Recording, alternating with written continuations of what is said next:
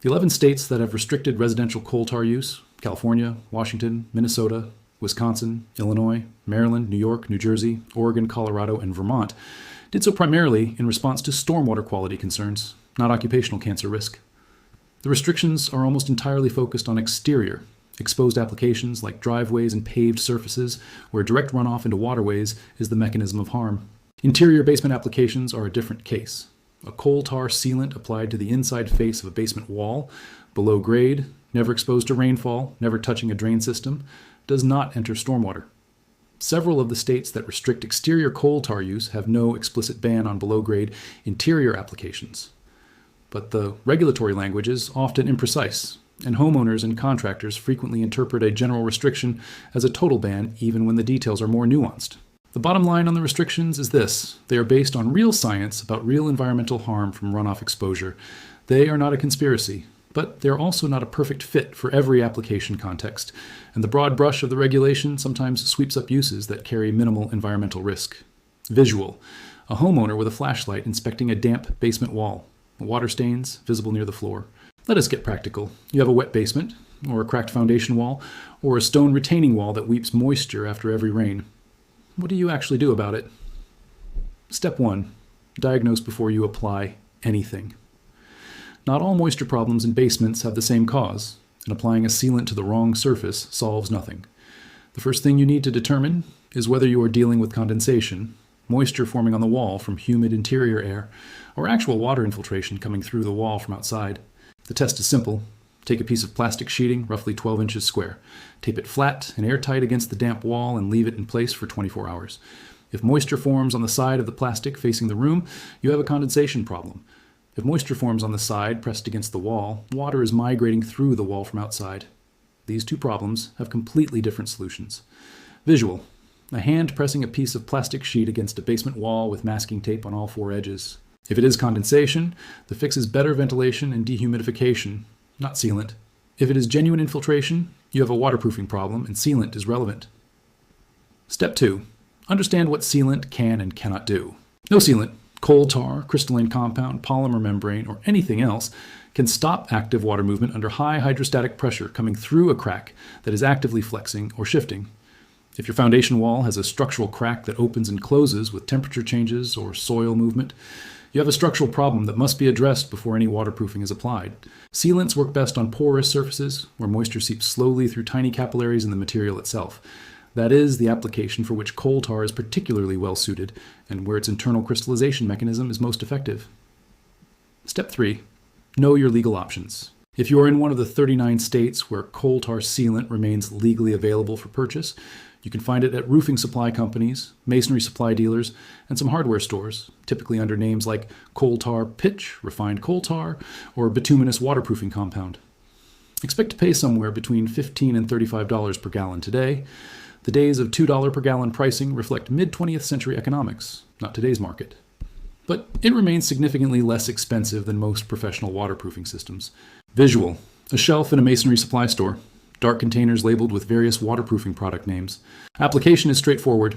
Clean the surface thoroughly.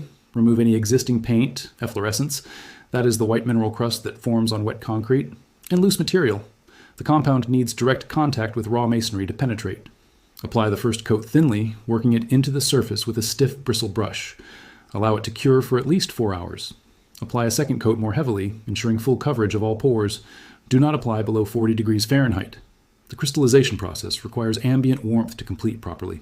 If you are in a state that restricts coal tar, the closest performing legal alternative for below-grade interior waterproofing is sodium silicate, also known as water glass. Sodium silicate is an inorganic compound, completely different chemistry from coal tar, that also penetrates concrete and masonry and crystallizes inside the pores, forming a dense silica matrix that repels water. It does not carry the PAH environmental concerns of coal tar. It is legal everywhere in the United States, and it is available online for roughly $3 to $8 per liter. Sodium silicate was used by military engineers during World War II to seal field bunkers and water storage tanks under expeditionary conditions where conventional waterproofing materials were unavailable. It is not a new or untested material. Visual: a clear glass bottle of sodium silicate solution on a workbench beside a brush and a concrete block. The application method is essentially identical to coal tar. Clean surface, thin first coat, cure, heavy second coat. 1 liter covers approximately 10 to 15 square feet of dense concrete. For highly porous old brick or stone, coverage rates may be lower. For homeowners willing to invest more and who want the most comprehensive interior waterproofing solution currently available, crystalline waterproofing compounds, products like Zypex or Crystol, represent the modern engineering evolution of the same internal crystallization principle that makes coal tar and sodium silicate effective. These are cementitious compounds containing reactive crystalline compounds that, when applied to concrete, migrate into the capillary structure and form insoluble crystals that block water passage. They are more expensive than sodium silicate, ranging from $30 to $80 per kilogram, but they are engineered for precision application on structural concrete and carry formal engineering certification for below-grade waterproofing. Visual, split screen, a contractor writing a quote on a clipboard on the left, a homeowner reading a product label on the right. Let us talk about money, not in a conspiratorial way, in a straightforward, practical way. The waterproofing industry in the United States generates approximately $40 billion per year. That includes contractors, product manufacturers, installation services, and warranty programs. It is a large, mature industry built substantially on recurring revenue, products and services that customers need to repurchase or renew periodically because the solutions are not permanent. A product that works permanently and can be applied by a reasonably capable homeowner for under $30 in materials is structurally disruptive to that business model. This is not a conspiracy. This is how markets work. Companies invest in developing and marketing products that generate sustainable revenue. A permanent, cheap solution receives less marketing investment than a recurring revenue solution. It is a commercial reality, not a hidden plot. What this means practically is that the cheapest and most durable options are often the least advertised. Your local big box hardware store's waterproofing aisle is stocked with what manufacturers paid to place there. The masonry supply dealer 2 miles away, which sells to contractors, may carry materials that perform better and cost less, but they do not have a national television advertising budget. Visual, a wide shot of a hardware store aisle filled with brightly labeled waterproofing products. The practical advice here is simple. Before calling a contractor for a waterproofing quote, do your own diagnosis. Confirm whether the problem is condensation or infiltration. Identify whether there are any structural cracks that require repair before waterproofing. Determine whether interior treatment is sufficient or whether the source of water needs to be addressed from the exterior. Contractors who recommend excavating the exterior of your foundation and installing a full drainage membrane system, a job that typically costs $10,000 to $25,000, are not necessarily wrong. Sometimes that is genuinely the right solution, particularly for severe hydrostatic pressure problems or significantly cracked foundations. But it is not always necessary, and many infiltration problems that present as serious can be effectively managed with properly applied interior sealants at a fraction of the cost. Get multiple opinions. Ask specifically whether interior sealant treatment has been tried and failed on the property before, or whether the contractor is recommending major excavation as a first line of treatment. Ask what happens if the sealant approach does not fully solve the problem. A good contractor will explain the reasoning clearly. Visual. A long brick tunnel from the early 1900s, still intact, dry walls, functional lighting. Coal tar sealant is a material with a genuine, documented, impressive track record spanning a century and a half. The infrastructure it was used to build has in many cases outlasted the expected service life by decades. That is not marketing. That is historical fact that any structural engineer working on century-old infrastructure will confirm. Its restriction in 11 states reflects real environmental science about PAH contamination of urban waterways from exterior, rain-exposed applications. Those restrictions are not fabricated, but they also are not a universal condemnation of the material in all contexts and applications. The practical reality for homeowners today is this. In states where coal tar is available, it remains a highly cost-effective option for below-grade interior waterproofing of concrete and masonry, applied carefully on surfaces that will not be exposed to rainfall or connected to stormwater drainage. In restricted states, sodium silicate and engineered crystalline compounds provide legitimate, proven alternatives that operate on the same basic scientific principle, internal crystallization, and deliver comparable performance for most residential applications. Visual. A homeowner standing back and looking at a dry, freshly treated basement wall, morning light from a small window. The most important thing you can take from this video is not a product recommendation. It is the understanding of the underlying mechanism, what it means for a sealant to work from the inside out versus from the surface in. Once you understand that distinction, you can evaluate any waterproofing product intelligently, ask the right questions of any contractor, and make decisions based on your specific situation rather than on fear, sales pressure, or incomplete information. Waterproofing your home is not a mystery. It is chemistry, applied carefully to a specific problem. The tools to do it right have existed for over 100 years. The knowledge of how to use them has always been available. This video is part of making sure it stays that way. Picture a basement wall, the kind you have seen 100 times, gray concrete blocks, slightly damp, with a thin white crust forming near the bottom. Now imagine pressing your hand flat against that wall after a heavy rainstorm. Your palm comes away wet, not damp, wet. Millions of homeowners in America deal with this every single year. They call a contractor. The contractor walks in, shines a flashlight at the wall, nods slowly like he has seen this 1,000 times, because he has, and then quotes them somewhere between $800 and $3,000 to fix it, sometimes more. But here is what that same contractor almost certainly will not tell you. There is a material that has existed for over 150 years. It costs roughly $2 per application worth of coverage. It has been used on bridges, subway tunnels, dam faces, and underground water systems across the United States and around the world. And in 11 American states today, you cannot buy it off a hardware store shelf for home use. Visual, a hand placing a $2 bill next to a contractor's invoice for $2,400. That material is coal tar sealant. And this video is going to tell you exactly what it is, how it works, why it was restricted, and what your real options are, with zero exaggeration, zero conspiracy, and no product to sell you. Let us start at the beginning. Visual.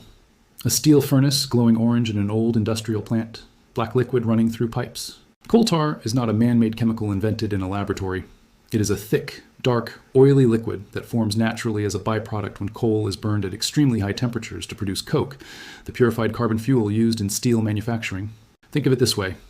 Imagine you fill a metal container with chunks of black coal, seal it almost completely shut, and heat it to over 1,000 degrees Celsius. The coal does not simply burn away into ash and smoke. It undergoes a chemical transformation. Gases escape. Lighter oils boil off, and what remains is a dense, black, sticky residue coating the inside of that container. That is coal tar. Humans have known about this material since the early 1700s, when large-scale coal furnaces first appeared in Britain during the early Industrial Revolution.